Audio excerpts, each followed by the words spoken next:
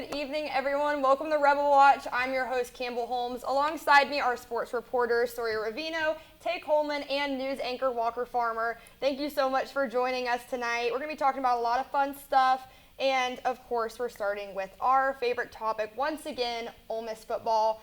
We had another great win against Georgia Southern, and one of our sports anchors, Caroline Dardeau, was there to catch all the action. So let's check it out.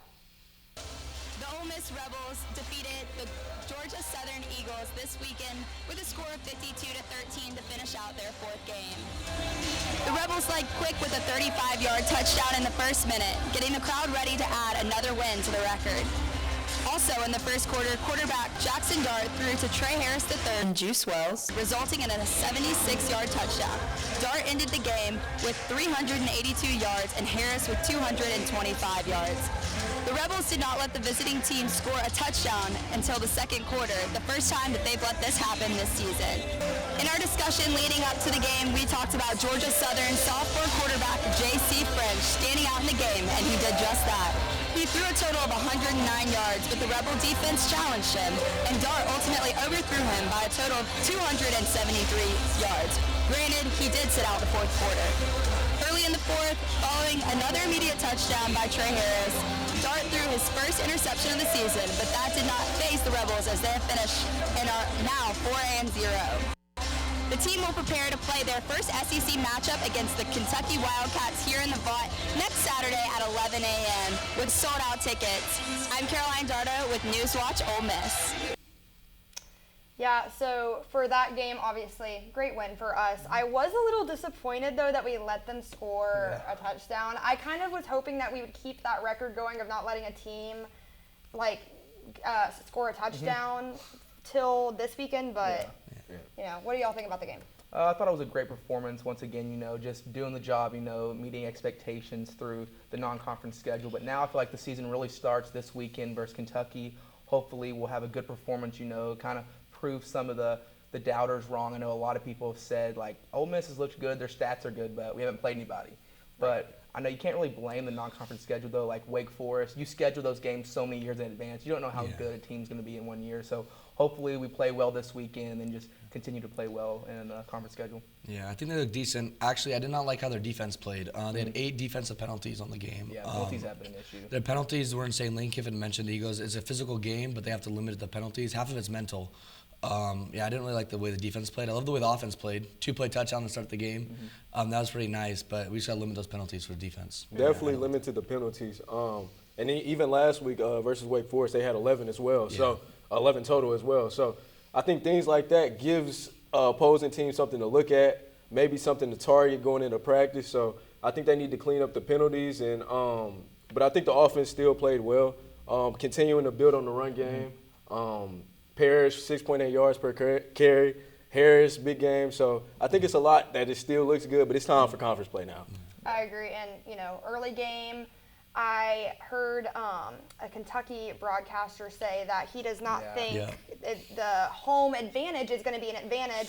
I'm really hoping that students show up, and I hope we win. I'm thinking, thinking about the game, I'm thinking we're going to win. I'm not going to lie. I think it might be a little close at first, but I do think we're going to get that win. I would say probably by 14. What do y'all think? Yeah, somewhere around there. And still, I don't think it was really smart for him to say that because just look, 2 years ago, we played Kentucky here. It was a 11 o'clock kickoff too, stripe out just like this game. And the crowd really made a difference in that game. And that was a lot worse Ole Miss team, I feel like, and a lot better Kentucky team. They had Will Levis that year. Yeah. And the crowd stepped up big at the end, forced that fumble. So, I don't think that was smart of him to say. Gives Jackson Dart and Trey Harris, who've been having great seasons, a chip on their shoulders. So I expect the Rebels to come out playing really well against Kentucky this weekend. Yeah, I agree. What do you think, Sawyer? Yeah, I think that wasn't the brightest. I know I'm going to be at the game. I know I'll be yelling. But I don't think that the noise is going to – I don't think it's going to have that big of a factor. Kentucky is one of the worst teams in the SEC so far. They did put up a good fight against Georgia. That was a great game. They led the whole game until the third quarter until Georgia got that late touchdown. But again, I think that the Ole Miss team, the offense just overpowers. Like you said, our schedule hasn't necessarily been the strongest so far. We beat Furman, FCS team, Wake Forest is the worst team in the ACC. 2 teams that are ranked on the top 25 worst teams in NCAA so far. But I think that air raid offense is just going to be too much for Kentucky to handle, honestly. They're just 100%. not ready yet. Yeah. 100%. That was very wild for him to say that, especially after this week. We set the record attendance in ball Against Georgia So that, Southern. I don't Against know. Georgia I think Southern. that's something on their Which end. was crazy. I cannot believe there were that many people there for Georgia Southern. Exactly. It's So the parents. what would that Parents. look It's like? parents' weekend. It's the parents' weekend. Exactly. So what would that Parents look showed like out. in SEC play? And we might Parents break showed the up. record again this Saturday, you know? I'm sure hoping so. Yeah, there's a good chance. I'm excited to get SEC play going. When we come back from this break, we'll be talking about the rest of Ole Miss sports. We'll be back. It's that time of the year again, fellas.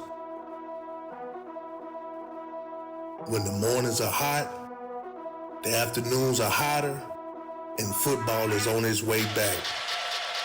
Now, games is won by the battles fought in August.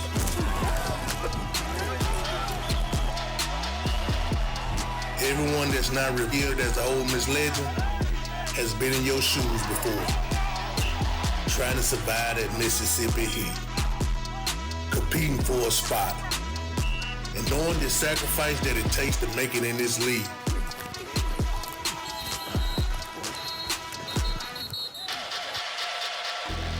You go into this money collection of men from 100 different places, and if you work, you emerge from it as one team with one goal and one heartbeat.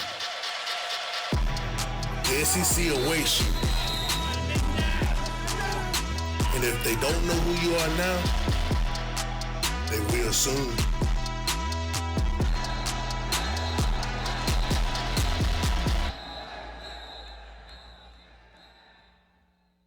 Where are we gonna go? Someplace warm. A place where the beer flows like wine. Where beautiful women instinctively flock like the salmon of Capistrano. I'm talking about a little place called Oxford, Mississippi. To see it is to believe it. You hear about it, but you just have to see the party. Ladies and gentlemen, welcome to the Grove. The sound and fury are here. Did he get a toe down? Pageantry, the pride, the pomp is unmatched and unrivaled. The stadium has come unhinged. This is what college football is all about. Oh, as he gets walloped. No coach is having more fun than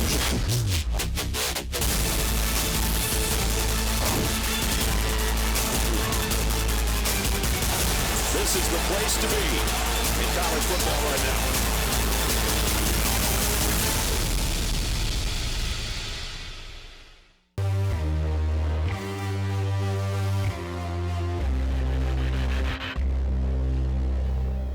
Welcome back to Rebelwatch. We're going to now be talking about the rest of Ole Miss sports.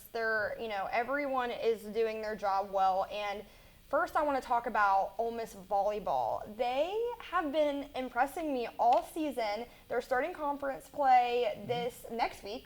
Yeah, Sunday. Yeah, Sunday. And so I'm really excited to see them during SEC play because we've definitely been impressed by them non-conference. Yeah, I've been super impressed with them so far. Improved their record to 10-2 this weekend. We talked about it on last week's show, seeing how they could play this week on the road in Houston, Texas, and they played really well. First game they played, they beat Houston, which was an impressive win for them, and then beat Tennessee State and Texas A&M Commerce. But the real test, like you said, starts this week with conference play. They head to Fayetteville to play the Arkansas Razorbacks, so it'll be real interesting to see how well they play there. Yeah. I agree, and they're hosting Tennessee also next week, which I'm really interested to see.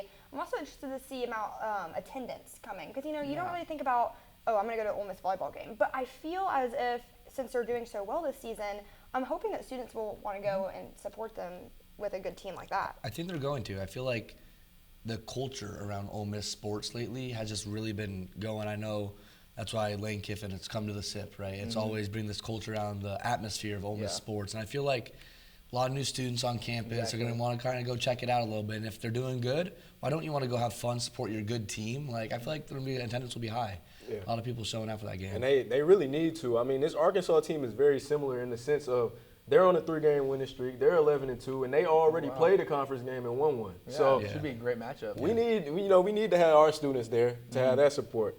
I agree. And speaking of culture, Sawyer, Ole Miss men's basketball is coming up, which I am really excited about. Chris Beard was talking earlier today with some broadcasters saying that he's just excited to see how fans are going to react to their season and hoping that the attendance will be the same as it was last year, which was incredible. It hasn't been like that in years. So I'm really excited to see that, and I'm really excited to see Jamin Brakefield, Matthew Morrell. I'm excited to see all of them show up and show out. Are y'all excited for the games? Very excited. Touching back on Morrell, I think it's going to be interesting with him this season because he had the opportunity to go pro, and he essentially bet on himself by coming back. And that sometimes is a decision players make where they're like, oh, I missed my opportunity. So I think by him coming back, he has a chip on his shoulder because he has to. He bet on himself, and I think it's going to cultivate the basketball program because he's going to hold everybody up to a higher standard because he's been there so long. Yeah, and you mentioned attendance. I think attendance should be amazing this year. We have so many good home games. We play Tennessee, Kentucky at home, new addition to the SEC, Texas and Oklahoma, and then the usual Auburn and Mississippi State. So we have a ton of great matchups this year. The atmosphere should definitely help the Rebels, especially a year when they're supposed to be ranked in the top 25. So it'll be exciting to see. And also they announced recently that we'll have an exhibition, so it won't count on the record, but against Illinois the Sunday after Oklahoma. So that should be exciting if fans want to go check that out and see kind of how the Rebels are looking for the season. We also have another game in the Tad Pad again, Yeah. which I'm really excited about. I went to the one last year, and Yeah, it was a lot of fun. It's actually the day after my birthday this year, so that maybe we'll go and we'll celebrate my birthday. But I'm really excited to go back to the Tad Pad because, Pavilion's awesome, but Tad Pad's history. Yeah. So I'm excited about that. And another team I wanted to talk about was the golf teams. Caitlin McNabb for the women's team and Cameron Tankersley and Michael Lasasso have been doing great for the men's golf team. So I've been really excited about them too. That's just another sport that we don't usually talk about that is doing well and is grabbing the people's attention. Yeah. So. Yeah, the men's golf team was in San Antonio last weekend. They played at the Valero, Texas Collegiate Tournament. Lasasso, like you said, did really well. He shot 8 under through day 2, and he was doing really well. The whole team, at the end of day 1, shot 15 under, and was recorded the second team right behind Oklahoma, but in front of Auburn and Vandy. And going into day 2, they were there. They were in the competition. They were all up front. And towards the end, they kind of let off a little bit. And the coach was talking about how that's the second time they were playing in another Tennessee tournament earlier, and it's the second time in about 2 weeks almost where they were right there. They could have gotten that spot. They could have won. They could have shot better, but they kind of let it go and they slipped. So they did finish second in that tournament, just losing to Oklahoma, shooting 24 under. But I think they look good if they can just fix some things. I like golf. I don't know a whole lot about golf. I just enjoy watching it. Right. Yeah. But I don't really know a lot of technical terms. But if they can clean up their game a little bit, win those close last minute things that they can, right? Clean up their game. They should be all right. I agree. Well, when we come back from this short break, we'll be talking about the NFL and the games that happened last week. Gonna be a hot one out there for move-in weekend, Ole Miss. Good luck this year, Red. You did it. You're home. I can't wait for you to discover the true meaning of hotty toddy. It's a cheer that connects us all to the red and blue. It's the moment that begins when you step on campus and continues long after you turn your tassel. I can't wait for you to discover your legacy and make the world a better place. Are you ready? Do you love sports? Then you should know about STEM.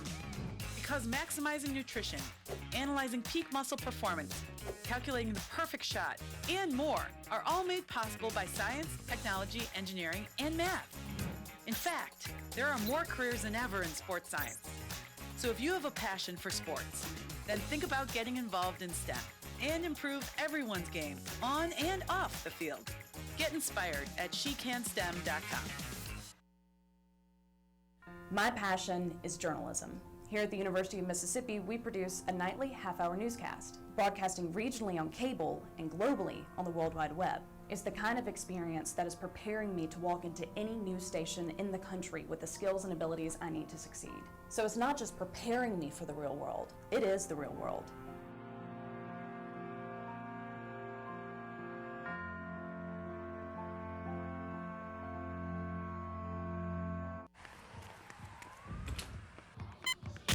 These These are more than just the sounds of a safe place to go after school.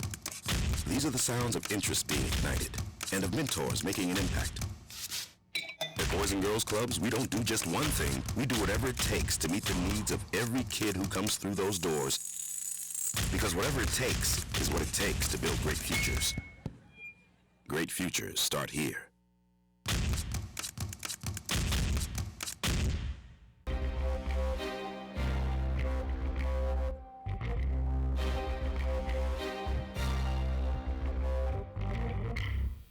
Welcome back to Rebelwatch. We're now going to be talking about the NFL. There's, again, some great games that are happening. I've been really entertained with this season. I feel like there's been teams dominating. There's been close games. We've got it all. My favorite player, they were making fun of me during the break for wanting to talk about him.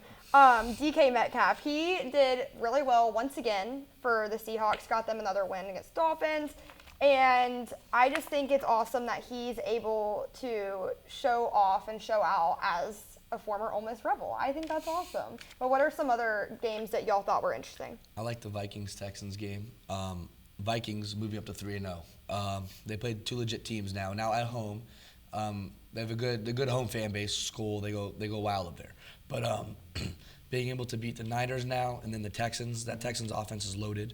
Tank Dell, Joe Mixon, all those. Dude, they do it, and so being able to hold them off again and put up a lot of points, I think they're going to be contender. They're not a pretender this year. I'm gonna go contender. Sam Darnold's looking good. I don't know if we could have called that one, but Sam Darnold's looking all right. I also really like Jaden Daniels this week. 91.3% completion percentage was the highest by a rookie in a single game in NFL history. 254 yards, 2 touchdowns, beating the Bengals Monday night. I think the Commanders got a good pick out of him. I think same with last year when C.J. Stroud was second overall, and or the second quarterback taken, and now he's the second quarterback taken. I think that he's gonna have a good career. I think so far he showed he can move out the pocket. He has a good arm. He's got the IQ, sense. He knows what he's doing. I think he's looking good so far. Yeah. Speaking of good careers, I gotta say the thing that put the biggest smile on my face this weekend was watching Aaron Rodgers' Thursday night football primetime game. Yep. He finally showed up, and we saw that resilience. He had his first touchdown to Garrett Wilson. I believe it was his first touchdown thrown to a number one pick receiver, or a first-round pick receiver. Yes. My bad. Yeah. And that just put a smile on my face because, he struggled, and he struggled in the first 2 games. But to see him come out and ball out last week, that was great. Yeah, I would say I was just really impressed. Like you said, Jaden Daniels playing against another LSU former Heisman winner. Even though the Bengals haven't looked good this year, 0-3, still a really good team. I feel like they're gonna. They usually start out a little rough, but they get better. At the Bengals, impressive win for them. And then also, I was really impressed with Andy Dalton for the Panthers stepping in. They decided to start him over Bryce Young. Kind of a sad situation for him there. Reminds me of Matt Corral. For the Panthers, that really worked out, but. Really impressive performance for Andy Dalton. And then also Malik Willis beating his former team in the Tennessee Titans. So that was really cool to see. And the Packers, even once Jordan Love comes back, it's going to be a really, really good team. I think they look good. I want to say real quickly, Juwan Jennings has been quiet. Most of his career, like a second, third depth chart receiver. He had 11 catches for 175 yards and 3 touchdowns over the weekend, which is a quiet performance. No one expects him, but a guy who just overlooked and just continues to just do his job. He's a role player, do his thing, and come out and have 3 touchdowns. I just want to say that's really impressive. I think he looks good. Niners looking good. I agree. I'm excited to see the seasons keep going, but when we get back from this short break, we're going to be talking about the NBA. We'll be back.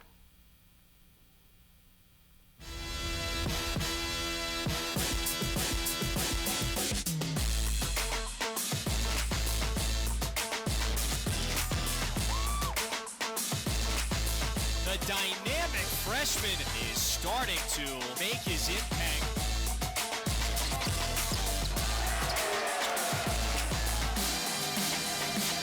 Dagger with the shot clock down to 1. That 3-ball drops for Jamin Brakefield.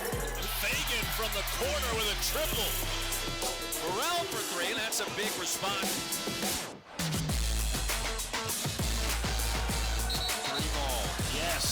Miss shooting lights out of the pavilion. And give him one more. Wow. Alley-oop. can't teach that. Well, that should give Ole Miss a boost.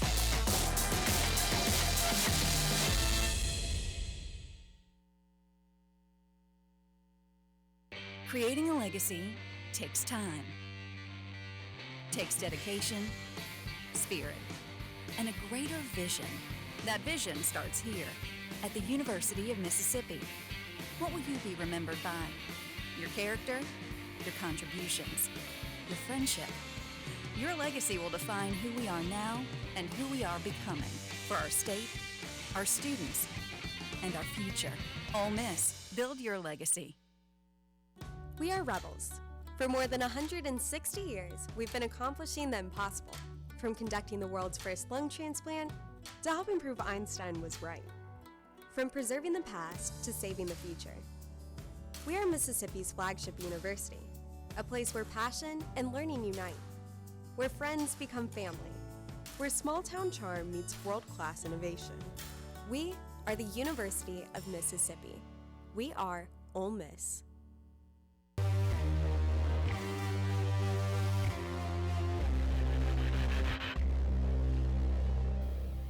Welcome back to Rebel Watch. We're going to be talking about the NBA now. We got some sad news this morning. Derrick Rose, Memphis Tigers legend, been on many teams in the NBA. He has announced his retirement. He has been absolutely amazing to watch in the NBA. He was an MVP. He changed the game for a lot of players and a lot of teams, and especially the Chicago Bulls. And, you know, my favorite, the Memphis Grizzlies. He came back for one last year with them, because, you know, he did play at Memphis. I'm really sad. Don't get me wrong, he aged, and you could tell. But I am sad to see another legend go and retire. How are y'all feeling about that? Yeah, I think it's pretty sad, especially, you know, he had a good career, but it was really that injury after his MVP season that kind of ruined his career a little bit. But, you know, still a great career, kind of went to a lot of different places towards the end of his career, but you know, we'll always remember his 50-point game for the Timberwolves in 2018. He has a lot of milestones, you know. Yeah. So it's sad to see, but still a great career from him. So he will be missed. Yeah, it's extremely sad. I mean, youngest MVP ever. Everybody remembers Derrick Rose coming up with the Bulls, and then kind of the sadness of that move, getting him to the Knicks. And, you know, not everybody can play in that Tom Thibodeau system. So it's definitely sad, but we all look at his career as a big what if, and I hate that for him because he really was that good. Yeah. But Basketball Reference has a 10.5% chance of him to make the Hall of Fame. I personally think, every MVP has made the Hall of Fame, so I just think it's bluff. I think he will be in that Hall of Fame. But it's just sad, once again. They're going to make documentaries, and everybody's gonna be looking to that why, what happened, what went wrong. And it's a sad. Yeah. Well, speaking of the NBA, preseason is coming up in 2 short weeks. I'm so pumped. We were talking earlier about Rookie of the Year predictions. Who are y'all thinking? I'm thinking Reed Sheppard out of Kentucky for the Houston Rockets. Just a big fan of him, you know, from Kentucky myself. You know, he's a Kentucky boy through and through, went to high school there, decided to play for UK, which basically, if you're a good Kentucky basketball player, you go to UK. So really cool to see him play well there. But I think he'll have a really good NBA career. Just lights out shooter. Remember, he hit that game winner against Mississippi State last year after Josh Hubbard hit that shot to tie it. We were really happy about that. You know, we don't like State, but I think Reed Sheppard will have a great season. Hopefully, Rookie of the Year. Yeah. Is that who you were thinking too? I was thinking Reed Sheppard. Yeah, I think he can add a lot of dynamic to the Rockets this year. I don't know if he'll play a whole lot. I don't know how the Rockets might struggle a little bit, but I think that he can come in and definitely make an impact. Yeah, score lots of points. Yeah. Definitely. Yeah. I would have my Rookie of the Year as Cody Williams for the Utah Jazz. A real through and through 3-and-D player. He's a forward on the Utah Jazz. I know they have Lauri Markkanen, but that distraction of Lauri Markkanen is going to allow him to be able to get open threes, mid-range shots. So I think he was a 10th pick. I think he'll be a sneaky Rookie of the Year candidate. I was thinking Kennett for the Lakers. I loved watching him at Tennessee. I think he'll be a great shooter for them. Obviously, I don't know how much he's going to play because Lakers did announce their starting lineup a couple days ago, and it was pretty packed with some great players, but I'm really excited to see how he is. And what I'm also excited to see is, you know, obviously we're close to them. I love them. Memphis Grizzlies, Ja Morant will be back, and I think he'll be better than ever. The Grizzlies announced their starting lineup, and obviously Ja is on there. He is the star player. I'm really excited to see if he comes back from this injury just as he was. There's a lot of speculation that he won't. So I'm interested to see about that. What do y'all think? Yeah. I still think, it's Ja Morant. He's a great player. I remember watching him at Murray State. I'm really close to there, but I think Ja Morant will have an amazing season coming back from his injury. Hopefully it's not another, like we're talking about Derrick Rose, don't want to jinx it, D-Rose situation. I'm like, is he going to be our next one? No, Of course we can't say that. We can't say that. Hopefully Ja Morant will have another great year this year after coming back from injury. Yeah. And like watching him, it's like watching like a video game player, and it is like watching a star. And so seeing them go from having a surgery and having these, major injuries, I'm thinking he's going to come back better than ever, but we can only hope. Yeah, I definitely think he's coming back better than ever. Ja Morant is one of those people who bet on themselves. Small school, Murray State. He even has one clip that I always find myself coming back to where he says, if you switch, stay on that side.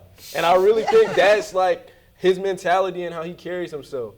And I think he's had a lot of time to be rehabilitated, and they handled his injury with precaution, right? They didn't rush him back. They allowed him to take his time to get back healthy. So I really do think the Grizzlies are counting on him, and I know he feels the city counting on him as well. And I think he's going to rise to that pressure because that's just the type of player he is. That's another thing about him is that he, with all the fame, with all the stardom, he loves Memphis, and he also loves those fans, and he is wanting to do whatever it takes. Like, this is such a silly example, but he went to one of the Memphis Tiger football games this season, showed out for them. He didn't have to do that on his Saturday, but he still did. And I think that, like you said, he knows Memphis is counting on him, and so he's going to do what he can. So, yeah, I'm really excited for the season. Speaking of the NBA season in general, who are y'all most excited to see team-wise? Yeah. You I was about to say, there's one team that just pops off the board. The Oklahoma City Thunder, youngest team in the NBA, was the 1 seed this past season, and I don't see any reason why they wouldn't continue to improve.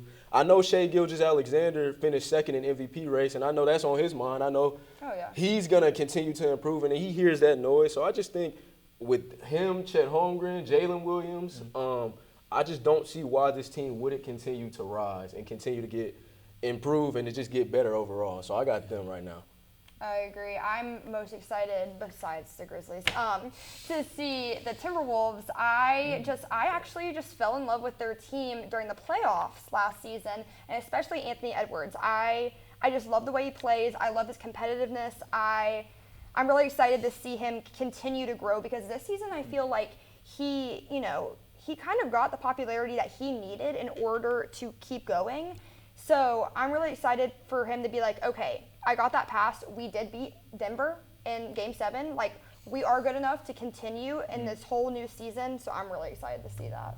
Walker, what about you? I would have to say the Milwaukee Bucks, just because I'm a fan of them. So hopefully we get a full year of, like Damian Lillard and Giannis Antetokounmpo being healthy. Remember they won the championship not too long ago in 2021, but hopefully getting that piece with Dame and Giannis together. I feel like both of them healthy, they could be a really good dynamic duo. So hopefully we can see that and they can make a run in the playoffs this year. I agree. I'm going to say Lakers. Now hear me out. Bronny James. Oh, wow. Bronny James. He's going to take over. No, but LeBron doesn't have that much time left in him. We all see it. True. And him and AD, they got a thing going on. They're good. That's a good one too. And so they don't have that much time left, and it's kind of a now or never kind of thing. I can see some trades happening pretty soon. They're going to try and make a push, get some names, kind of some old vets, kind of help them out a little bit like they've done in the past couple of years. And I think that they're going to make a run this last year and kind of put all their chips in and see what they can do, because they don't have that much time left. Honestly, I'm going to go Lakers, though. I think they're going to make some good trades. The script writers. Script writers. They're going to do it. They got to be this year. It's a wild, wild west. That conference is stacked. Every team can play, so it'll be interesting, for sure. Well, like we talked last week about Bronny and LeBron getting in the game at the same time, that is actually going to be historic. Everyone's going to remember that moment. So, as much as I hate all of the attention that's going to be geared towards that, I am excited to see it happen, I have to admit. But, yeah, we're excited for the season to start. That's all we have time for at Rebelwatch. Again, I'm Campbell Holmes alongside Sawyer, Rovengo, Taye, Coleman, and Walker Farmer. Tune in next week, and thank you so much.